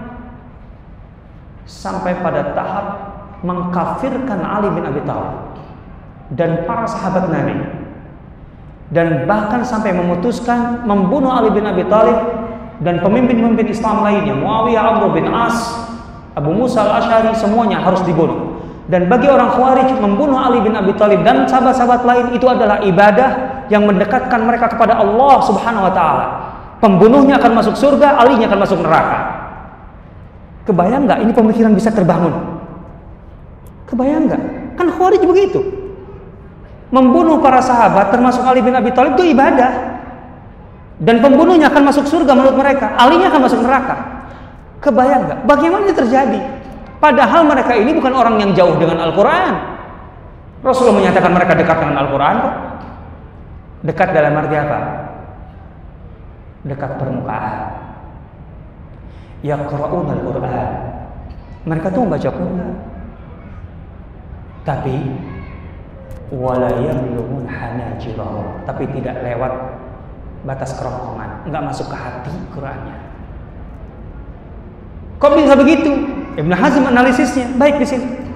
Mereka sih membaca Al-Quran, tetapi mereka tidak bisa menggali makna dan kesimpulan dari Al-Quran yang tepat karena mereka menghindari satu. Mereka tidak menghubungkan antara Al-Quran dan praktek Rasulullah SAW. Sehingga ketika mereka membaca Al-Quran, mereka mengambil kesimpulan sendiri yang sebenarnya praktek Rasulullah tidak seperti itu, bertentangan dengan kesimpulan mereka. Dan mereka merasa cukup dengan itu. Jadi sirah nabawiyah ini bisa membendung benih-benih pemikiran Khawarij. Karena kita akan tahu bagaimana Al-Quran seharusnya diimplementasikan. Karena kehidupan Rasulullah selalu dibingkai dan dibimbing oleh Al-Quran selama 23 tahun. Dan begitu juga sirah nabawiyah akan membingkai umat dari benih-benih Syiah, Rafidhah. Karena kegagalan Rafidhah adalah dalam memahami bahwa para sahabat adalah elemen yang sangat penting yang bersama-sama Rasulullah SAW mewujudkan risalah Islam ini atau petunjuk Allah dalam kehidupan nyata. Syiah itu kan modalnya apa? Nggak punya modal dalil. Dalilnya kan bikin sendiri. Modalnya sejarah. Modal Syiah itu sebenarnya sejarah. Mereka membuat sejarah sendiri. Nah, kalau kita tidak tahu sejarah kita yang sesungguhnya, sirah sesungguhnya, bagaimana ada satu kaum yang sampai pada tahap melaknat Abu Bakar, melaknat Umar, itu gimana kebayangnya? Ya Rabbi ya Karim. Bagaimana secara keseluruhan para sahabat itu dibenci, padahal Allah sudah ridho. Lah, bagaimana kita bisa membenci orang-orang yang telah diridhai Allah? Dan bagaimana mereka diridhai Allah? Itu kita harus tahu detailnya. Nah, di sini ya Rabbi ya Karim. Makanya kalau kita mengenal sirah, kita menguasai sirah, kita akan mudah untuk membaca fenomena-fenomena kekinian, membendung, memfilter keluarga kita dari hal-hal yang akan merusak akidah, keyakinan dan seterusnya. Dan tentu tasawur, gambaran utuh tentang Islam. Islam akan terpetak-petak, nggak enak dilihatnya ketika tidak utuh. Dan sirah akan mengembalikan itu. Makanya tidak ada ulama yang tidak menguasai sirah, itu nggak ada. Ulama menonjol bidang apa? Bidang tafsir. Baca buku tafsir mereka, pasti di dalamnya ada materi-materi sirah yang sangat luas. Kalau ulama tafsir nggak menguasai sirah, kacau. Bagaimana dia menentukan asbabun nuzul dan sebagainya. Bahkan sampai fikih. Abu Hanifah rahimahullah mengatakan, inna ma'rifatas sirah tughni katsiran 'anil fiqh. Abu Hanifah itu imam mazhab Hanafi. Beliau mengatakan menguasai sirah akan menyelesaikan banyak persoalan fikih. Lah kan kadang ngambil istinbat hukum, itu kan selain tahu dalilnya, nasnya, harus tahu prakteknya. Kan begitu. Implementasinya bagaimana? Itu artinya materi sirah. Ya Rabbi ya Karim. Sebenarnya kalau kita membahas masalah fikih, kemudian kita tahu sirah jadi asik. Contohnya, tayamum. Tayamum masalah fikih bukan? Fikih lah. Bagaimana tayamum itu disyariatkan? Mulai disyariatkan dengan turunnya ayat falam tajidu ma'an fatayammamu. Jika kalian tidak menemui air, tidak mendapatkan air, maka bertayamumlah sa'idan thayyiban famsahu biwujuhikum wa aydikum min. Kan itu dalilnya kan? Itu dalil syariat tayamum. Tapi tahu nggak dalam suasana apa ayat ini turun? Nah, tahu? Dalam sebuah perjalanan jauh. Waktu itu Rasulullah dan para sahabat istirahat. Sampai masa istirahat selesai dan seharusnya berjalan. Ketika sudah siap-siap berjalan, tiba-tiba Aisyah berkata, "Ya Rasulullah, aku kehilangan perhiasanku. Harus dicari dulu." Coba bayangkan, akhirnya itu perjalanan ditunda oleh Rasulullah karena sang istri kehilangan perhiasan. Disuruhlah para sahabat mencari-cari. Lama nggak ketemu-temu. Yang nyari kan paling berapa orang sih? 2, 3 kan gitu. Yang lain yang jumlahnya ratusan ngapain? Nunggu. Pekerjaan paling gak enak kan nunggu. Rasulullah ngapain? Karena lama, Rasulullah tertidur. Di mana? Di pangkuan sang istri Aisyah radhiyallahu anha. Di luar Abu Bakar, ayahanda Aisyah, melihat gelagat para sahabat kan udah nggak tenang nih. Kenapa? Karena sudah masuk waktu sholat atau hampir masuk waktu sholat berikutnya, dan air persediaan mereka hampir habis, sehingga diperhitungkan mereka belum mencapai sumber mata air ketika waktu sholat sudah tiba. Lagi bagaimana ini? Persediaan air mau habis, kemudian waktunya mepet, sehingga kalau berjalan semakin lambat akan kemungkinan masuk waktu sholat mereka tidak punya air. Bagaimana sholat? Tidak bisa wudhu, kan belum ada tayamum. Kan gara-gara ini yang turun. Itu Abu Bakar gak enak banget semua para sahabat, maka masuk ke kemahnya Aisyah radhiyallahu anha. Dilihatnya Aisyah sedang duduk, Rasulullah tertidur di pangkuan putrinya. Abu Bakar itu marah sekali kepada Aisyah. Maksudnya apa? Sudahlah, ada perhiasan itu, udah biarin aja lah kan gitu. Kita jalan aja, ini kepentingan besar kaum muslimin, mau sholat, mau dan. Tapi kan nggak mungkin marah-marahin gitu, teriak-teriak. Kenapa? Rasulullah lagi tidur. Tidak ada sahabat yang berani menggugah Rasulullah SAW, nggak berani berisik, nggak berani. Abu Bakar tuh diem, tapi kan bingung sebenarnya. Gimana ini? Ini kan putrinya. Akhirnya Aisyah tuh digini-gini karena Abu Bakar. Dan Aisyah juga diam karena tidak mau membuat Rasulullah SAW terusik. Luar biasa ini. Ya Rabbi ya Karim. Diam Aisyah, artinya sebisa mungkin bertahan. Abu Bakar terus. Ya kalau kita nusuk-nusuk gitu. Udahlah kan gitu. Barangkali kalau kita begitu. Sampai Rasulullah terbangun. Rasulullah ada apa? Ya Rasulullah, begini. Beberapa saat kemudian Jibril turun menyampaikan wahyu. Kemudian Rasul mengumpulkan para sahabatnya.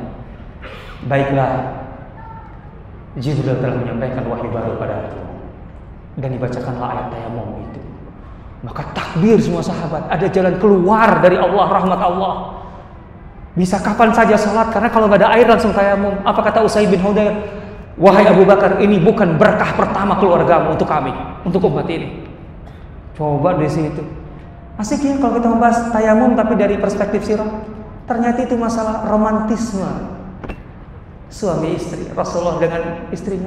Di tengah jalan itu loh ibadah. Santai aja Rasul. Emangnya kalau lagi rihlah, lagi wisata, kemudian duduk di pinggir jalan atau di taman di mana gitu kan, di tempat terbuka, bapak-bapak pernah sampai tiduran di pangkuan istri? Orang-orang lihat? Pernah gitu? Enggak enak kan? Nanti bininya juga bilang, udah lah, mau masuk kayak gitu amat kan, bahasa anak sekarang lebay kan. Enggak, itu Rasulullah tuh begitu. Lu asik sekali kalau kita baca sirah. Rasulullah itu di perjalanan kadang-kadang perjalanan kalau jauh itu kan perang kebanyakannya kan. Di tengah suasana perjalanan perang itu Rasulullah kan dengan Aisyah, riwayatnya kita tahu sebenarnya. Saya kan pernah tahu. Itu pasukan beristirahat. Istirahat. Rasulullah kepada Aisyah, kemari. Itu pohon, lihat ya. Yuk kita lari dan kita lomba. Siapa yang duluan sampai ke pohon itu? Ingat, para sahabatnya ada di situ loh, lihat. Itu pemimpin tertinggi mereka. Mengajak istrinya untuk lari, siapa yang duluan sampai itu? Itu ada 2 kali peristiwa. Yang pertama, Aisyah menang, Rasulullah kalah. Beberapa tahun kemudian, kemungkinan Aisyah sudah tidak ingat lagi peristiwa itu, karena itu kan ya Allah peristiwa begitu ya, artinya sejak selewatan aja kan, nggak masuk memori kayak gimana. Rasulullah tiba-tiba bilang lagi kepada Aisyah, ini setelah beberapa tahun kemudian, yuk kita berlomba. Itu pohon itu, siapa yang duluan nyampe? Itu Rasulullah usianya berapa? Udah hampir 60 tahun loh ya. Hampir 60 tahun masih romantis. Sekarang baru 40 tahun aja udah kurang-kurang. Iya kan? Tuntut tuh, ibu-ibu. Tuntut. Yang jomblo jangan terlalu jauh dulu imajinasinya ya. Redam. Kata Aisyah, falamma badintu, ketika aku udah mulai gemuk, itu masalahnya. Mulai artinya enggak seringan dulu. Kali ini Rasulullah yang menang, Aisyah kalah. Wah, selesai kan? Tapi Rasulullah tiba-tiba apa? Aisyah, hadhihi bitilka. Ini untuk membalas kekalahanku dulu. Ya Rabbi, urusan sekecil itu aja Rasulullah nempel di memorinya, dan bagi Rasulullah penting untuk mengangkat itu ke istrinya, mengingatkan. Ini kan, aduh ya Rabbi. Padahal di pikirannya banyak sekali tuh Rasulullah yang harus dipikirkan kan. Kita mau baru mikirin segitu aja udah merasa yang mana ya? Kok lupa ayah? Ada. Emang kurang romantis. Ya Rabbi ya Karim, kalau kita tahu Rasulullah. Ayolah, katanya mau ingin bagaimana hidup Rasulullah berumah tangga. Baca sirah. Makanya sirah itu bukan hanya perang. Ya. Ya Rabbi, jadi kita tahu Al-Quran itu prakteknya itu begitu. Dengan istri begitu. Ya Rabbi ya Karim. Ya Rabbi ya Karim. Berarti kita mutlak membahas sirah mutlak. Masih ada barangkali 3 yang ingin saya sampaikan, tapi itu baru 2 dan sudah cukuplah 2 aja. Karena kalau terlalu puas nanti malah cepat puas itu nggak bagus. Mendingan haus, dahaga itu nanti ada manfaatnya, membuat penasaran. Dan silahkan baca bukunya banyak-banyak sampai ketemu yang 3-nya. Ya, baca sendiri ya. Itu PR ya. PR yang tidak akan saya cek karena belum tentu balik lagi ke sini. Wallahu ta'ala alam. Demikian Bapak Ibu sekalian, mudah-mudahan ada gambaran mengapa begitu penting setidaknya di awal mengetahui atau mempelajari sirah bagi kita semua.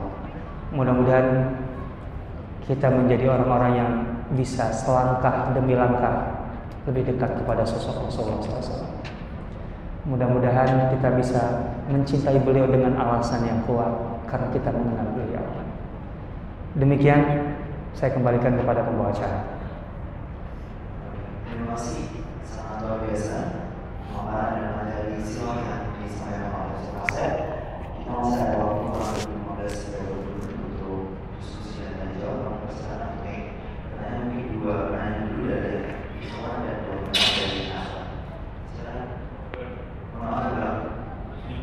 Assalamualaikum warahmatullahi wabarakatuh. Waalaikumsalam warahmatullahi wabarakatuh. Saya Pak Ketua dari Surabaya.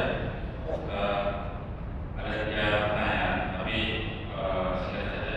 Saya ingin tanyakan, ada pemahaman yang mungkin keliru di dalam masyarakat kita bahwa tentang Nur Muhammad, maksudnya bahwa Nur Muhammad itu telah diciptakan sebelum Adam ataupun bahkan Allah menciptakan dunia. Yang saya tanyakan sebenarnya itu bagaimana kemudian pemahaman itu muncul? Apakah kemudian itu muncul dari sikap hulu atau berlebihan dalam mencintai Nabi, atau memang itu adalah suatu pemikiran yang sesat yang kemudian diciptakan untuk melemahkan akidah Islam? Itu pertama. Yang kedua, tadi setelah mendengar penjelasan Ustaz tadi luar biasa bahwa seolah-olah sirah itu benar-benar harus kita pahami dengan sebegitunya luas sekali, dan buku-buku sirah yang sekarang itu kayak semacam apa yang karena kita para ulama menyebutnya sangat sedikit sekali dari bagian sirah secara keseluruhan. Mungkin saya tadi juga Ustaz menyinggung tentang komunitas sirah di Jakarta. Ada kemungkinan misalnya di Surabaya ini kita sudah mendirikan atau mengadakan komunitas sirah itu seperti apa bentuknya, karena jujur ya kita semua jadi sangat ingin sekali memahami sirah dan sebegitu luar biasanya. Dan terkait dengan itu, jika misalnya masih belum atau masih jauh dari terjadi, sebenarnya buku apa saja yang direkomendasikan Ustaz untuk menjelaskan semua hal dari mulai Syama'il, Dalail, Wasofis, dan Mabosi untuk kemudian kita baca sendiri. Dan yang terakhir, apakah benar, maksudnya apa hubungannya antara kemudian sirah dan hadis Nabi? Maksudnya bahwa semua perjalanan Nabi kan pasti tercatat Riwayat. hadis, dan kemudian bagaimana itu korelasi seperti apa? Baik.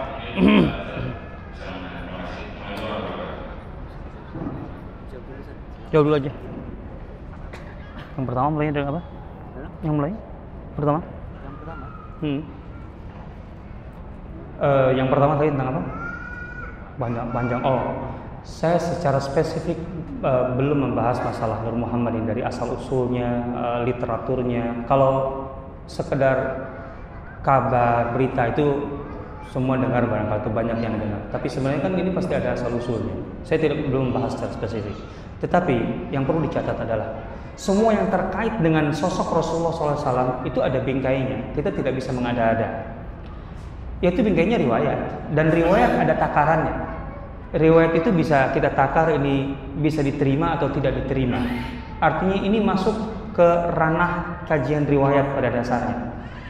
Asal sebenarnya permasalahan ini ada asal usulnya, ada sumbernya, kita kaji riwayatnya, insya Allah. Karena tidak mungkin kalau terkait dengan Rasulullah itu bermula dari imajinasi, dari nggak mungkin, nggak bisa.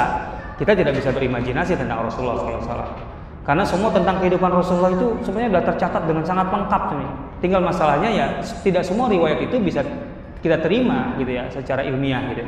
Dan itu lazim nggak terkait sama dengan masalah dasarnya kan seperti hadis lah gitu kan. Itu riwayat yang kemudian harus diverifikasi gitu. Insya Allah buku sirah itu mungkin yang beredar di kita kan tadi 1 jilid berapa halaman? Sekitar 600 halaman gitu kan, atau berapa lagi 1000 halaman gitu. Jarang ya melihat 1000 halaman. Tapi kitab sirah itu ditulis dari yang pendek, mukhtasar, dari yang beberapa lembar, yang hanya nazam, kemudian pendek 100 halaman, 200 halaman, sampai 15 jilid juga ada. Gitu ya. Kalau kita baca Raudhul Unuf itu sekitar 4 jilid. Masing-masing 500 sudah 2000 halaman. Itu silakan, itu syarahnya Ibnu Ishaq. Ibnu Ishaqnya sendiri sebenarnya 4 jilid juga gitu loh. Jadi sudah 8 jilid tuh. Ditambah lagi yang lain, Zadul Ma'ad juga 4 jilid itu, sekitar begitu juga. Mau ditambah lagi Ibnu Sayyidin Nas, Uyunul Athar itu 2 jilid, tebal-tebal. Kemudian Subulul Huda war Rasyad itu yang sampai lebih dari 10 jilid. Itu tentang Rasulullah. Mau sisi apanya lagi silakan. Dan riwayat-riwayatnya ada di situ gitu.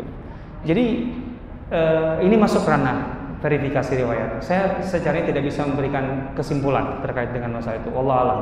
Harus didudukkan dulu dari aspek riwayat. Yang kedua masalah share community. Ini komunitas. Kalau komunitas itu bebas-bebas aja, bukan organisasi. Ya bikin aja di Surabaya komunitas sirah. Kan nggak mesti harus saya yang datang kan? Gitu. Kan komunitas. Kan komunitas mobil apa? Komunitas mobil Avanza kan di mana-mana nggak harus terikat kan? Gitu aja. Jadi bikin, gitu loh. Kalau mau bikin mah nggak perlu izin ke saya, orang saya nggak punya lisensi kok. Itu komunitas, suka-suka saja. Saya mengumpulkan anak-anak muda, anak-anak kampus, anak-anak LSM, anak-anak apalagi aktivis-aktivis itu yang saya kader betul. Itu setiap kami sudah katakan sudah 3 tahun berjalan. Alhamdulillah setiap minggu lebih kurang lah. Setiap minggu mau hujan mau apa pada datang. Alhamdulillah itu sudah terseleksi, seleksi alam. Nah, mau hujan apa kayak Jakarta macetnya, tahu macetnya Jakarta kan? Kalau nggak percaya ya datang aja ke sana. Gitu ya. Hari Senin aja sekali. Nah, gitu. Coba aja rasakan. Tapi alhamdulillah pada datang. Ya sekitar 30-an anak, 40-an. Itu yang secara langsung. Setiap Senin saya gembleng gitu. Kan nggak bisa setiap Senin kemudian di Surabaya juga kan. Wah, saya harus punya ilmu baru itu untuk kalau komunitas dirikan saja gitu ya. Kalau ada rezeki ya kapan-kapan gitu kan kita ketemu kopi darat itu boleh lah gitu kan. Tapi kalau berkata di sini didirikan silahkan kalau saya tidak punya lisensi, tenang aja. Jadi sirah community silahkan Surabaya bikin gitu ya. Begitu ya. Nah itu masalahnya nanti kita bicaranya nggak usah di tempat umum. Nanti harapannya ekspektasinya terlalu tinggi, kasihan. Yang ketiga tentang ya semuanya pada dasarnya begini. Hadis sebagai ilmu hadis itu kan juga hadis itu kan lebih spesifik daripada sunnah. Sunnah lebih umum. Tapi pada dasarnya kan sama, itu riwayat. Tadinya sirah itu juga ada dalam karya-karya hadis. Di buku-buku hidup hadis, Bukhari, Muslim pasti ada bab al-maghazi, bab as-siyar. Kitabul maghazi wa siyar ada dalam Sahih Bukhari. Ada al-manaqib. Itu semua kontennya sama sirah. Tapi letak perbedaannya di mana? Begini. Secara umum, kitab-kitab hadis itu disusun ketika kodifikasinya itu untuk menjadi atau mendampingi perkembangan fikih pada dasarnya. Kan kebanyakannya bab-babnya itu tersusun bab-bab fikih dalam hadis pun sekalian. Jadi ini masalah fikih, ini hadisnya ada di sini dan seterusnya. Tapi kitab hadis lebih luas dari sekedar masalah fikih, kan gitu ya. Nah, hadis ini kan dibatasi oleh setiap tema gitu ya, yang diangkat oleh perawi hadis. Apa sih yang dikatakan Rasulullah dengan tema ini? Kan itu. Biasanya kan spesifik begitu. Contohnya tentang apa? Tentang fadail Madinah, keutamaan Madinah. Itu kan paling 2 baris, 3 baris kan gitu. Nah, kalau sirah nggak begitu. Walaupun dasarnya sama-sama riwayat, tapi sirah pada dasarnya merekonstruksi kejadian di masa Rasulullah kembali menjadi seakan-akan utuh ya, menjadi utuh kembali, seakan-akan tergambar ujung ke ujungnya kelihatan. Itu sirah itu di situ, dan itu tidak di hadis. Kalau hadis mah penggalan-penggalan. Dia tidak perlu ada keterhubungan antara satu sama lain.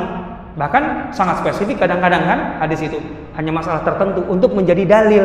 Kalau sirah enggak.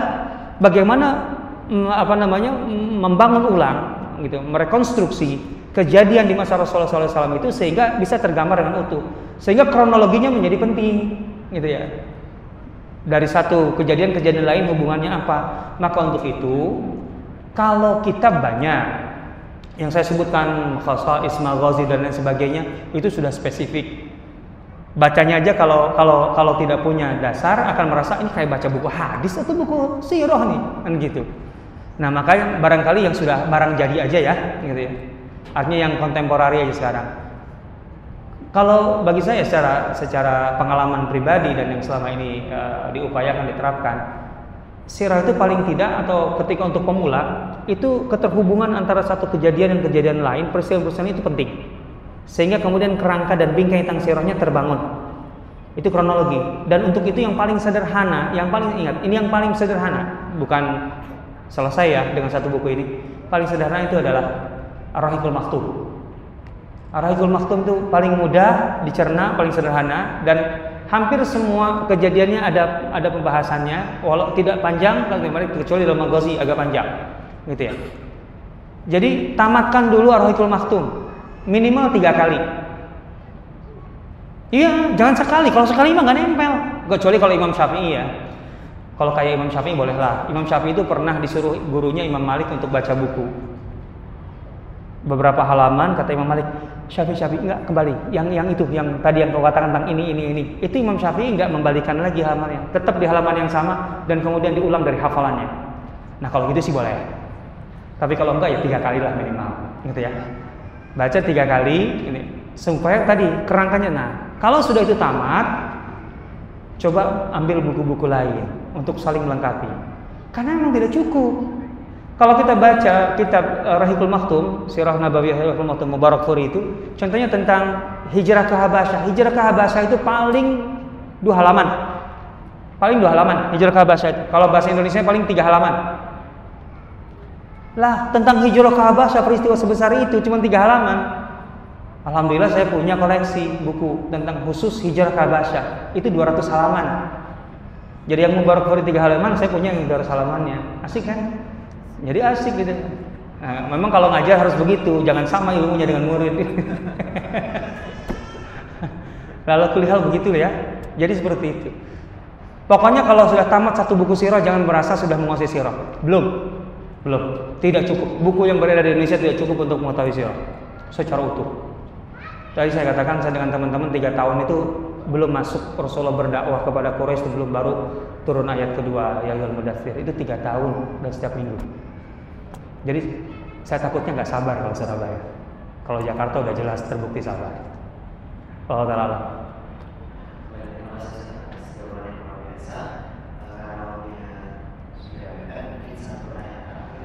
Akhwat. Iya. Kalau ada.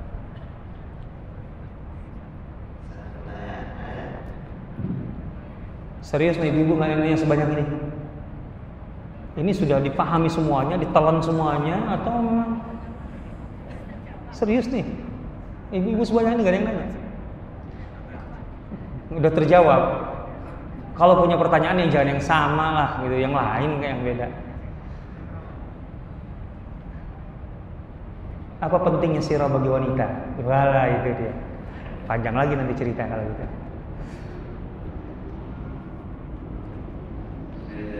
Ya, alhamdulillah waktu ada, jangan dipaksa. Sedikit aja.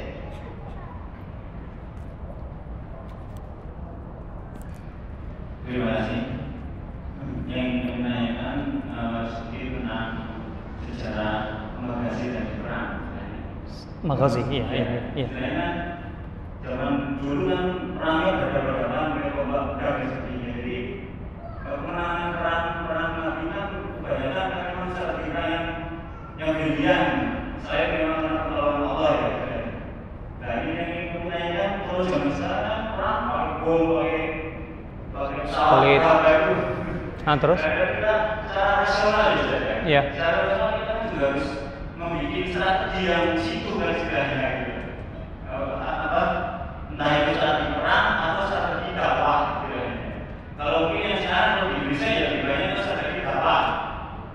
Kemudian ada melaksanakan sekarang yang istilahnya jabatan mungkin mundur atau terbelakang dan terpecah belah itu tadi.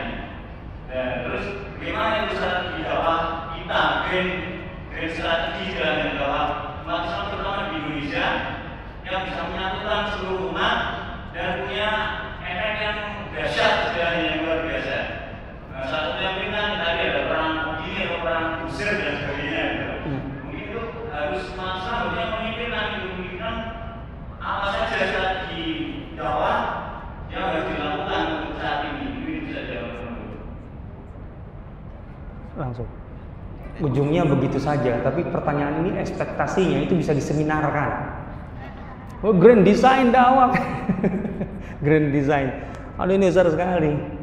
Tapi perlu diketahui juga ya, dalam Maghazi itu kan saya katakan tadi bukan hanya kecamuk perangnya ketika di tempat pertempuran, banyak masalah Rasul mengatur strategi, bagaimana kemenangan itu diraih gitu ya. Itu sunatullah di situ yang berlaku kapan saja sampai sekarang. Betul kita sekarang fasilitas perangnya, alat-alatnya berubah gitu. Tapi kan masalah sikap terhadap menang kalah dan strategi itu sama saja dasarnya. Hukum-hukum dasarnya sama gitu ya. Dan kita juga nggak tahu apa memang akan begini terus gitu. Kan nanti kalau energi yang terbarukannya habis gimana? Kan nggak bisa itu. Pesawat terbang lagi gitu kan. Tank baja jalan lagi kan. Kalau BBM-nya nggak ada, kan nanti biasa perang pakai pedang lagi nih. Kita juga nggak tahu ya. Jadi jangan terpaku ke masalah fasilitas dan prasarananya atau sarananya, tapi kepada sunatullahnya sebenarnya yang paling penting gitu ya. Nah, kalau dirumuskan jadi grand design dakwah jadi besar sekali. Saya gimana bingung untuk merangkumnya dalam 2 menit ini. Kalau kulihal ini sajalah pertama kali pelajari dulu sirahnya deh. Kalau sudah belajar sirahnya kita bicara lebih jauh enak gitu lah. Nanti perlahan di Mekah bagaimana fase. Kalau saya membaca sirah pakai rumus mudahnya, karena ada perubahan-perubahan dalam setiap tahap kehidupan Rasulullah selama 23 tahun berdakwah. Rumusnya bagaimana? Kan di Mekah berapa tahun? 13. Kalau 13 tahun itu kan masuk tahun 13 gitu ya. Berarti rumusannya adalah 3, 4 kurang. Itu Mekah rumusannya. Jadi 3 tahun pertama apa sih corak dakwah Rasulullah? Di situ akan kita pahami rancangan dan desain Rasulullah dalam berdakwah. Bagaimana Rasul menghadapi tantangan Mekah, bagaimana memenangkan Mekah 4 tahun berikutnya sampai tahun ke-7, sampai Umar masuk Islam. Itu titik balik yang sangat luar biasa. Masuk masa pemboikotan 3 tahun, kemudian masuk 4 tahun kurang, berikutnya adalah Rasulullah sudah mencoba keluar dari Mekah dan mendapatkan Madinah. Baru masuk Madinah 10 tahun. Bagaimana polanya? 2, 3, 2, 3. 2, bagaimana Rasulullah SAW konsolidasi internal Madinah. 3, bagaimana Rasulullah membangun pertahanan dan terbukti pertahanan solid sampai Ahzab tahun ke-5, dan itu pihak luar tidak lagi berani masuk. 2 berikutnya sampai awal tahun ke-8, bagaimana Jazirah Arab sudah di tangan Rasulullah SAW, tinggal 1 poin yaitu Fatu Mekah. Dan 3 tahun berikutnya bagaimana Rasulullah membuka ke dunia. Jadi risalah Allah sudah terbuka ke dunia, Romawi, Persia, Mesir dan semuanya, dan sudah bersentuhan secara langsung dengan pasukan Romawi. Jadi 3-4, 3-4, 2-3, 2-3. Baca dengan kerangka itu insya Allah akan lebih mudah. Tapi bacanya itu yang susah. Belum tentu mau baca. Wallahu ta'ala. Anda.